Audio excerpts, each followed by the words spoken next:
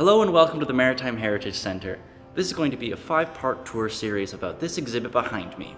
It's a personal favorite of mine. This vessel is called the Margaret M. She's a fascinating vessel all unto herself, but we're also going to be learning a bit about the talented creator behind this magnificent vessel. A talented shipwright with a very interesting story to tell. Our person of intrigue is one Arthur G. Barnes. Barnes was born in 1927 in the interior South Caribou region, in a small community town called Bridge Lake. Today the town is more of a recreational community. It's roughly 90 kilometers north of Kamloops. At the age of 10, Arthur had an accident that would go on to define a lot of his life going forwards. The exact account of these events varies slightly from source to source, but the results of which are quite conclusive. It goes something like this. One day, Arthur was assisting his father, who was land clearing a section of property. Near their property, Arthur discovered a sack which had been abandoned on the side of a tree, and so Arthur went to investigate.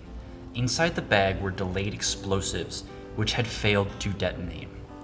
As Arthur disturbed the sack, they exploded in his hand. The resulting explosion caused 10-year-old Arthur to lose his eyesight and his right arm. This critical injury changed Arthur's life, but as we will come to see throughout the course of this series, if there's one thing it surely did not change, it was his ambitions. Some years after his accident, perhaps a decade or so, Arthur would move to East Souk in Victoria. He would move again a few years later, this time to Victoria's Saanich Corps, settling down on Quadra Street. Despite his disabilities, Mr. Barnes was quite the artisan. His property on Quadra Street he adopted into a small bakery called Arts Confectionery, and in addition he was quite the enthusiast for classical music and a master of the French horn. Though, Arthur would still find time to dedicate himself fully to his ultimate passion, one which would see him grace the pages of the iconic Ripley's Believe It or Not magazine, as well as multiple other publications, his incredible talent for boat building. And you heard me right. Arthur was featured in a 1950 issue of Ripley's Believe It or Not. This was even before he begun crafting the Margaret M, which he built during the following years of 1951 and 1952. At the time, Arthur had 2 handmade vessels under his belt, 2 rowboats which had served as his entry point to the craft, honing his skills before embarking on a greater project. These early rowboats are what so impressed Ripley curators. Here I'm quoting from a 1949 article of the Victoria Daily Colonist newspaper. This article, in fact, is what's actually responsible for bringing art to the attention of Ripley's Believe It or Not scouts.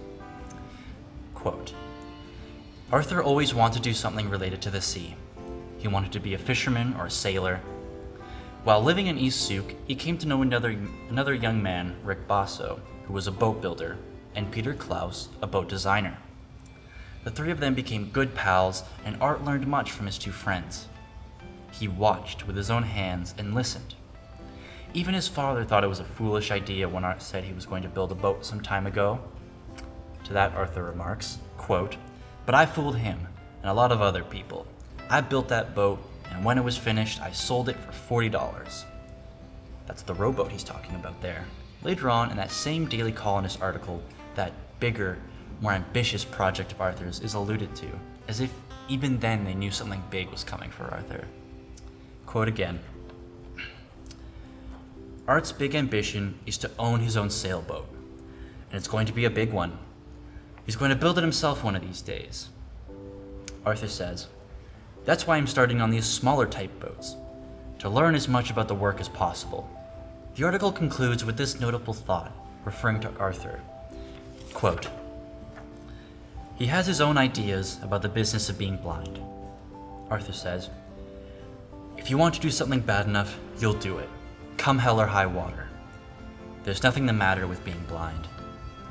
And I certainly have to agree. I reckon if there's anyone who's proven that point, beyond any shadow of a doubt, that person is Arthur G. Barnes. There's so many more interesting things to discuss about Mr. Barnes, but I find he's best described through the triumphs of his great works. So tune in next time as we continue this tour, this time about the Margaret M herself. Till next time.